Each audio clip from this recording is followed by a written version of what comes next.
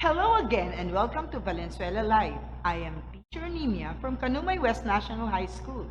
Today we will learn the emergence of how music developed the different multimedia forms during the 20th and the 21st century. The Philippine opera and ballet. Are you excited? Me too. Now let us all have a fun-filled learning experience today in music. Watch our reminder for our online class.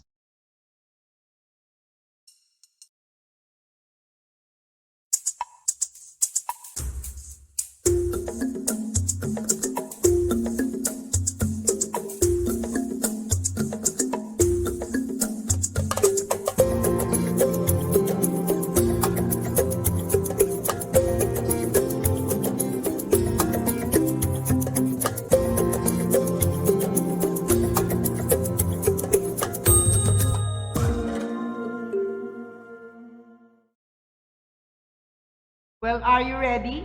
Let's start. The competencies today are the following. Describes how an idea or story in a musical play is presented by watching a live performance or video excerpt. Explains how theatrical elements in a selected part of a musical play are combined with music and media to achieve certain effects. The previous quarter provided an overview of the contemporary Philippine music, including the 20th century traditional music, new music composers, and song composers. Let us see if you can identify the composers of the following music and songs within 5 seconds. He is the composer of the song Kay Ganda ng Ating Musika.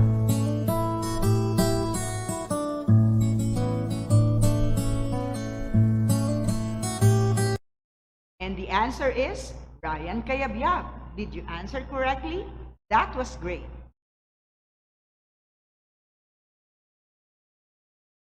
He composed the song Pok Pok Alimpako, a famous song for international choir competition.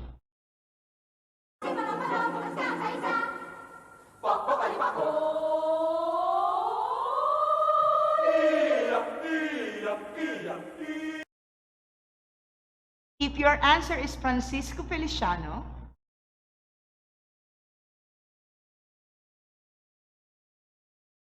then you are correct. Let us have the next one. He composed the song Ang Pipit. He also had the talent to create music by blowing leaf. Mamang kay lupit, ang puso mo'y dinanahapag. Pag pumanaw ang buhay ko.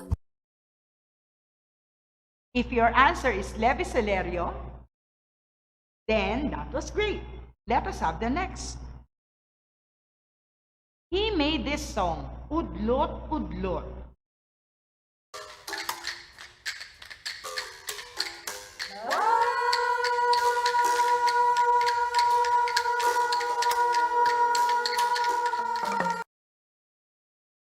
If your answer is Jose Maceda, then you are right. Now let us have the last one. He composed Pasko na Naman.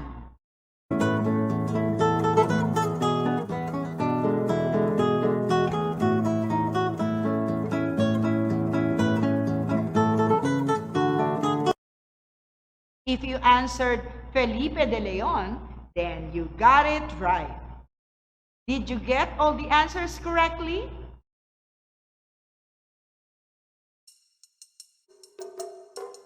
As music transcends barriers of nations and culture, the possibilities of its creation and development become limitless. We can see, hear, and feel music of different genres. This enables the talent of other individuals to develop their skills. Today, let us take a look of what are other developments of Philippine music during the 20th and 21st century. Choose among the following: letter A, ballet, letter B, musical play, or letter C, opera.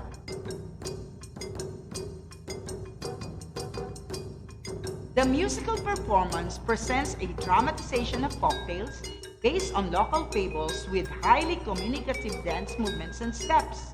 Answer in 5 seconds.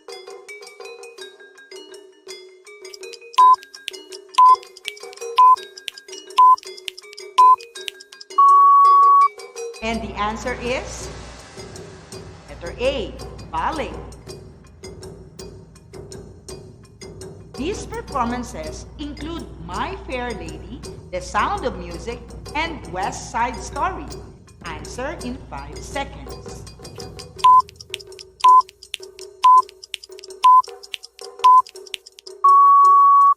And the answer is B, musical play.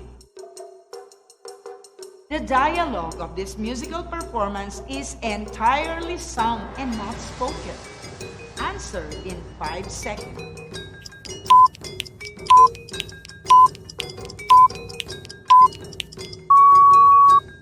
And the answer is letter C, opera.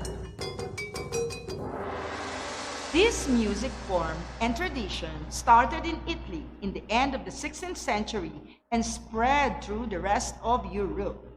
Answer in 5 seconds.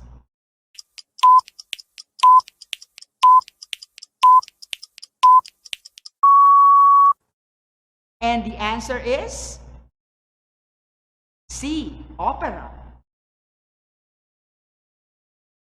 This musical form includes the portrayal of Lea Salonga as Kim in Miss Saigon and Mei Lee in Flower Drum Song. Answer in 5 seconds.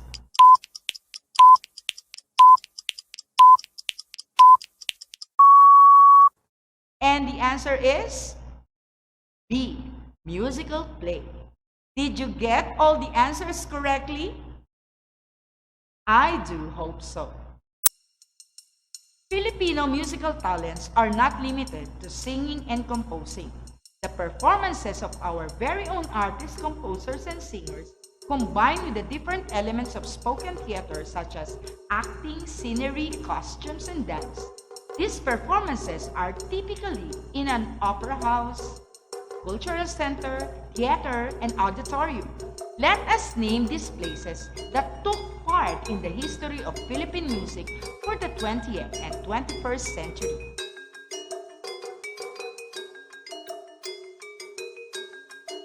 Can you name this performance venue in 5 seconds?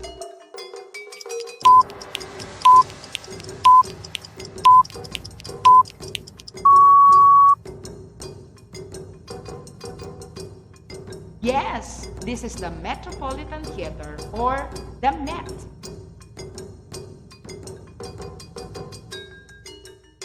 Can you name this a venue for opera and other musical productions in the mid-1900s?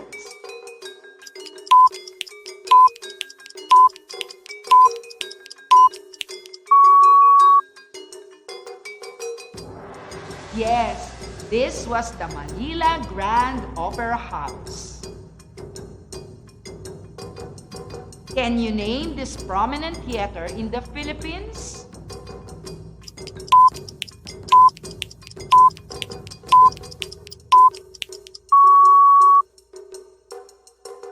Yes, this was the Zorilla Theater, also known as Dulaang Zorilla sa Maynila.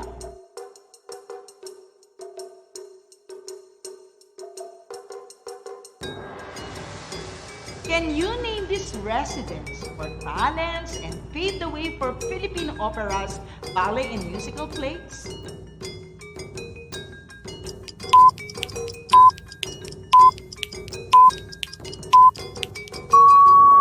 Yes, this is the cultural center of the Philippines.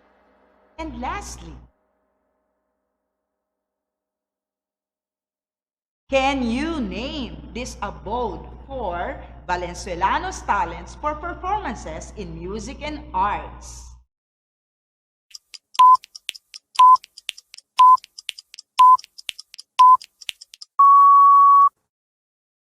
Yes, this is the Valenzuela City Center for Performing Arts. Did you get all the answers correctly? If you did, then that was great. These places became the prominent local theaters and venue for performances in the 20th and 21st century multimedia forms, which include the Philippine opera, ballet, and musical plays. The emergence of Philippine opera started to take shape during the middle part of the 19th century. Foreign performers, including instrumental virtuosi, as well as opera singers and Spanish zarzuela performers, came to the country to perform for enthusiastic audiences. The opera is an art and music form in which singers and musicians perform a dramatic work combining text called libretto, a musical score usually in an elaborate theatrical setting. It incorporates many of the elements of the spoken theater such as acting, scenery, costumes, and sometimes includes dance. The performance is typically given in an opera house, cultural center, theater, or auditorium. It is accompanied by an orchestra or smaller musical ensemble. The dialogue is entirely sung and not spoken. It is part of the Western classical music form and tradition. It started in Italy at the end of the 16th century and soon spreads through the rest of Europe. As the locals were being exposed to Western art and music, they were also realizing their inner talents and passion for opera. The elements of tragedy became the favorite story pattern of the Filipino opera. Some were based on previous literary creations, such as Rizal's No Limitangere and El Filibusterismo. The tragic endings and unresolved conflicts made them excellent choices for an opera production. Sandugong Panaginip was the first opera done in Tagalog language. This was first presented at the Zorilla Theater on August 2, 1902. The opera was composed by Ladislao Bonus in the Tagalog language and was based on a translation made by Roman G. Reyes of Pedro Paterno's La Alianza Coñada, a Spanish libretto. It had a single act with 5 scenes. The opera included songs Sampaguita, composed by Dolores Paterno, Marca Hispanica, Lupang Hinirang, and The Star-Spangled Banner. Following this historic development, other prominent figures and ensembles contributed significantly in the promotion of opera. They were composers Bonifacio Abdon as the Philippine first opera conductor and Dr. Ramon Javier as the first Filipino opera impresario who promoted local talents to participate in foreign productions. The Orchestra Molina was known for their interpretation of operatic works as well as other classical compositions. Subsequent Philippine operas followed sporadically, such as Lambini by Patricio Mariano that was staged at the Metropolitan Theater on December 19, 1933. Operatic divas include Mercedes Matias Santiago, portrayed the role as Lucia in Gaetano Donizetti's Lucia de la Lammermoor. National artist Jovita Fuentes portrayed the role as Mimi in Giacomo Puccini's La Boheme. The establishment of Cultural Center of the Philippines by then First Lady Imelda Romualdez Marcos in 1969 paved the way for another Filipino opera to be staged at a legitimate venue of international standard. Original Philippine opera, La Loba Negra, The Black Sheep Wolf, is a 3-act Filipino opera. Acts 1 and 2 are based on history. Act 3 is based on a legend attributed to Father Jose Burgos, one of martyred priests Gomez, Burgos, and Zamora. The music was composed by national artist Francisco Feliciano. The premiere was held in 1984 with national artist for theater and film Lamberto Abellana as director.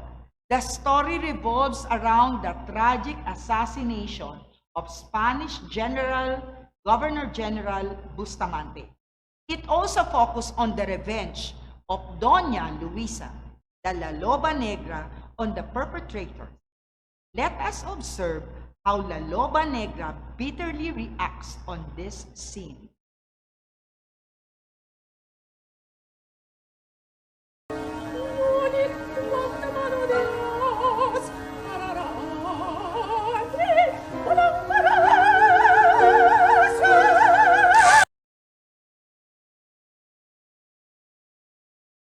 The three-act opera Noli Me Tangere was composed by national artist Felipe Padilla de Leon with a libretto by national artist Guillermo Tolentino. It premiered in 1957 at the FEU Auditorium. The opera was based from the novel of national hero Dr. Jose Rizal's Noli Me Tangere, Touch Me Not, which exposed all the ill doings of the Spanish Catholic friars and the ruling government. It was first presented as an opera by national artist for music Felipe Padilla de Leon in 1957 and in 1987. Let us watch the reaction of Sisa upon learning that her sons were missing.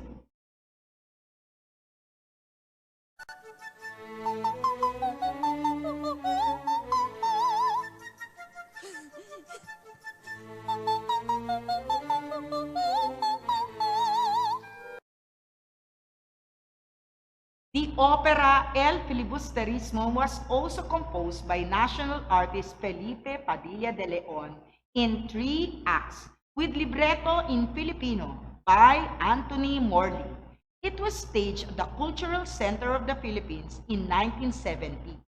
El Filibusterismo, a sequel of Noli Me Tangere, tells the continuing struggle of the Filipino people to achieve freedom and emancipation from colonial rule. Philippine Ballet.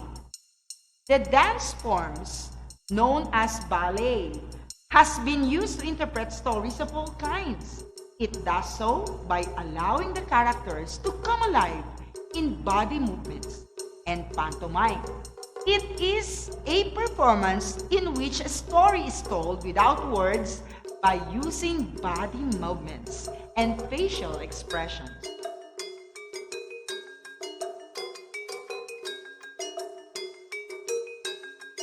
Tatlong Kwento ni Lola Basyang is a ballet adaptation of Severino Reyes' folktales, Mga Kwento ni Lola Basyang.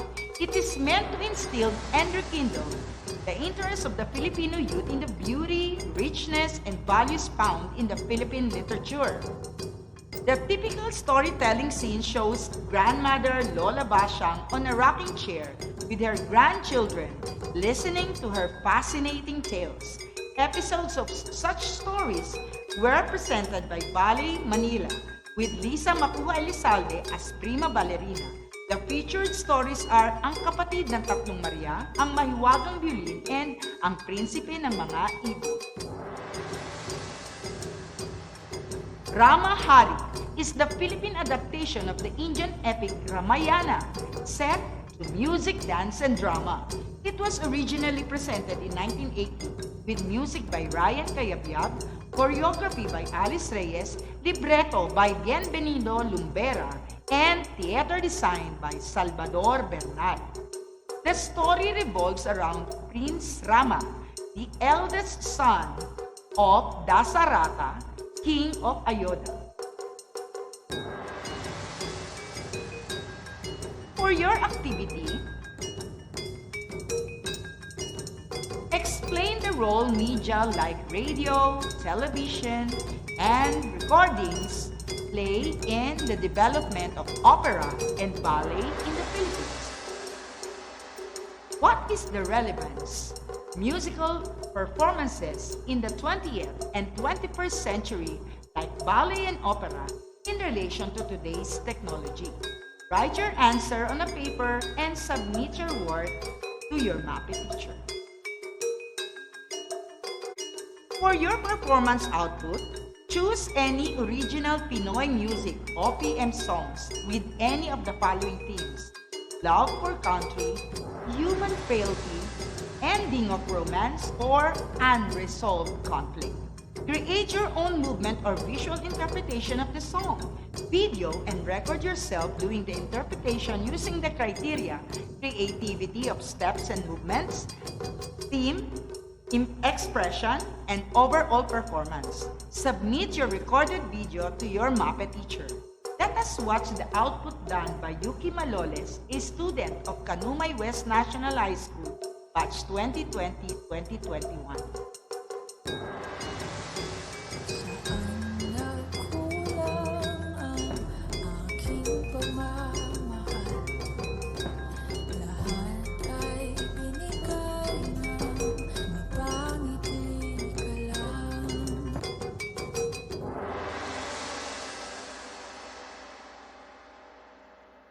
summarize, here are the key points of what we have learned today. The lesson on the 20th and 21st century multimedia forms are integrated with Philippine history as appreciation of national composers, lyricists, storytellers, and performers created major exponents of our cultural heritage. The opera is both an art form and a musical form, as it incorporates many elements of theater such as acting, scenery, costumes, and dance movements. The performance is accompanied by an orchestra or the musical ensemble. The dialogue is mostly being sung and not spoken. The Filipino ballets vividly present folktales based on local fables. Highly communicative movements and steps dramatize the actions in the stories. Colorful sets and costumes add to the luster and attraction of the production. The Filipino ballet has evoked wide enthusiasm of people of all ages and added the repertory of dance companies to supplement the Western classical ballets. Philippine opera and ballet were also performed in other media forms, such as movies and television series.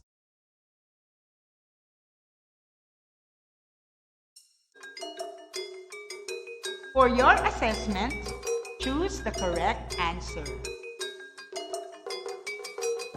This three-act Filipino opera, based on history and a legend attributed to Father Jose Burgos, what is the title of this original Philippine opera, which music was composed by national artist Francisco Feliciano?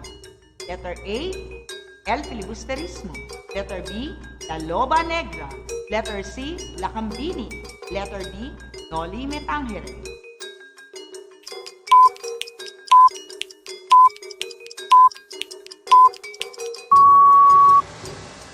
And the answer is letter B, La Loba Negra. It is a Philippine adaptation of an Indian epic set to music, dance, and drama. What was the title of this musical performance? Letter A, Rama Datu.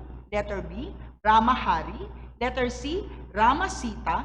Letter D, Ramayana.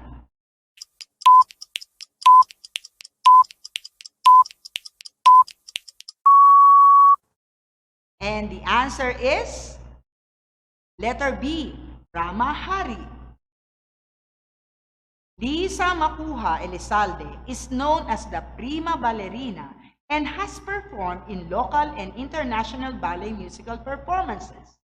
She is the executive director of which ballet company? Letter A, Ballet Manila. Letter B, Ballet Philippines. Letter C, Philippine Ballet Theater. And letter D, Halili Cruz Ballet Company.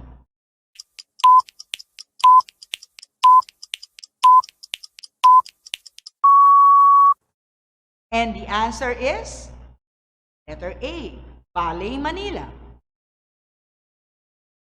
Which musical multimedia form was first presented and performed at the CCP? Letter A, Atang Dulang May Musika. Letter B, La Loba Negra. Letter C, Miss Saigon. And letter D, Noli Me Tangere.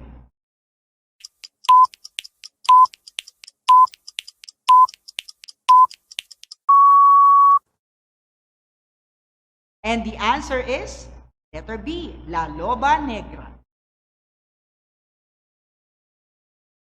Shona is good in singing and acting. She will be auditioning for a musical performance to present her skills and talent. Which role should she be performing? Letter A, Yani of Tatlong Kwento ni Lola Basyang. Letter B, Maria Clara of Noli Me Tangere. Letter C, both A and B. Letter D, neither A nor B.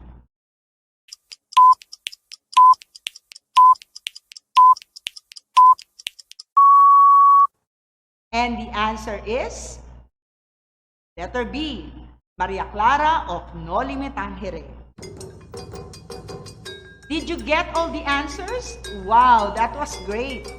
And finally, let me remind you that the greatest respect an artist can give to music is to give it life. I do hope today became a fun-filled learning experience for you. Thank you for listening and watching Valenzuela Live. I am Nina Marquez Nieves. Stay safe, stay healthy. God bless us all.